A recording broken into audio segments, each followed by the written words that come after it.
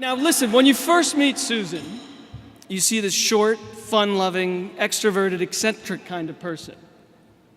She's so friendly, she's easygoing, and she's completely unintimidating. So you might assume that when dealing with her, she would be some kind of pushover. And you would be very, very wrong. Because Susan does the pushing, and she keeps pushing, and she keeps pushing over and over and over again. She's incredibly driven, she's ambitious, challenging, provocative, and definitely uncompromising. So yes, Susan can be a really big problem at times, particularly if you're on the account side of the business. But that is precisely what got her here tonight. And I'll tell you, Susan's philosophy on life and work is as powerful as it is simple, and it can be summed up in 3 little words. Never be boring. No boring art, no boring clothes, no boring restaurants, no boring parties, no boring clients, and God forbid, no boring work. And her style of creative direction is pretty simple as well, and it usually goes something like this. Well, your idea is pretty good, but it's way, way too straightforward. You gotta get crazy, have some fun with it, mess it up, fuck it up a little bit. And now I would like to share 2 of my favorite things about Susan. Some people got that. The first is Susan is willing to take a chance.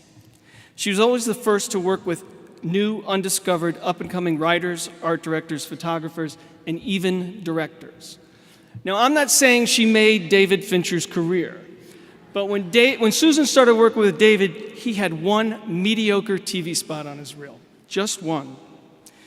But it also had this amazing music video for Steve Winwood that had some of the most interesting and unusual and innovative camera work we'd ever seen. Susan was completely captivated by it, and she gave him a job immediately. And soon enough, David was her first choice for every project. And the thing is, Susan did not want or need to see exactly what she had in mind already executed on someone's reel before she gave them a job. She just needed to see one thing, something, anything, one thing that demonstrated talent, skill, and taste. And when she found it, she trusted that whoever it was had the ability to execute and deliver upon her vision, which they did time and time again. My second favorite thing about Susan Hoffman is that she's never afraid of a challenge. One time she wanted to use Tony Kaye for a job.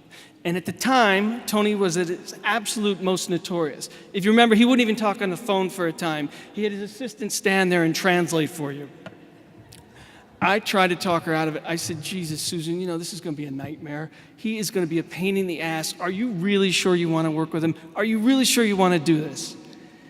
And I'll never forget what she said. She came up to me, walked right over me and said, look, buddy, I don't care how difficult someone can be or how hard it is to work with them. All I care about is the end result. And if it's great, I will put up with anyone or anything. Then as she walked away, she looked over her shoulder and said, and besides, whatever he does, at least we know it won't be boring. I tell you, I always love that about Susan. She trusts her instincts. She has the courage of her conviction. And it's this confidence and trust that makes her work so good and makes working with her so rewarding and so refreshing. All right, now I don't want to make it out like Susan Hoffman is some kind of saint, because clearly she is not.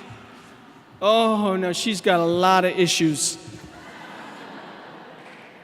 First of all, believe it or not, our little Susan can hold a grudge for a really, really long time. And if you don't ask me, ask Dave Lord. They've been working on a feud for 20 years. And I'm sure her on-again, off-again, on-again co-chief creative officer and partner Colleen DeCourcy can definitely weigh in on some of the more interesting aspects of working with Susan. Susan Hoffman loves to work. Hell, she lives to work. And I'll tell you, the only thing that ever took precedence over her job was her personal style. We'd be on a shoot in LA, and she would come up to me and whisper, hey, Bill, you've got this thing covered, right? Don't say anything, but I'm just going to shoot down to Melrose for some quick shopping. You know I can never find anything to wear in Portland. 2 hours later, she'd come back to the stage like some kind of bag lady, loaded down, right? Except these bags would be full of outrageous, phenomenally expensive, one-of-a-kind designer clothes. On Thursdays, sometimes she'd glide into my office and say, "Oh, Billy boy, I'm so sorry, but I just can't be here tomorrow. I have to go to New York." This happened several months in a row. So I'm thinking to myself, man, Susan must be involved in some kind of top secret new business pitch or something. I wonder what's going on. So finally I asked her, I said, Susan, what's going on? What are you doing in New York? She looked at me and she goes, oh, I have to get my hair colored and I don't trust anyone in this town.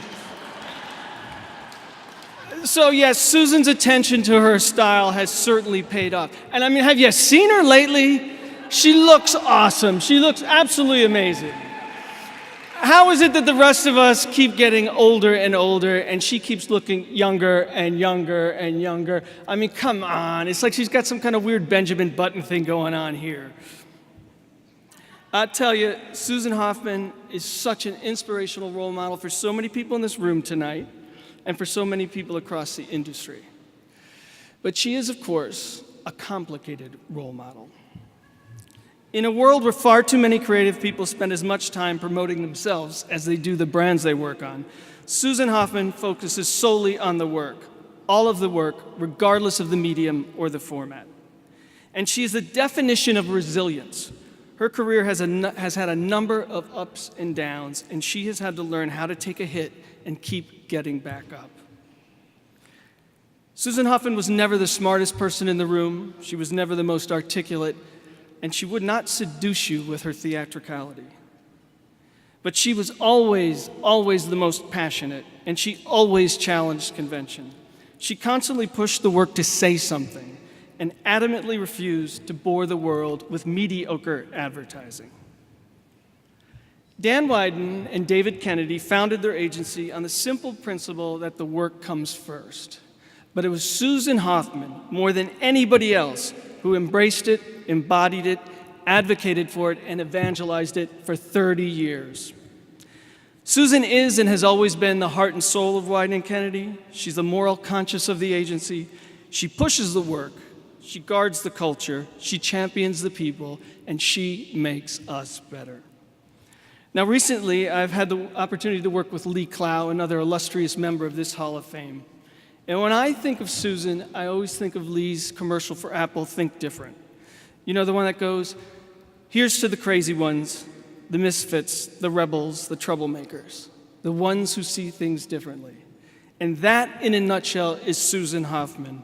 She looks different, she acts different, and she thinks different. And while it might be a bit of a stretch to say that she is pushing the human race forward, she has certainly driven Wieden & Kennedy forward.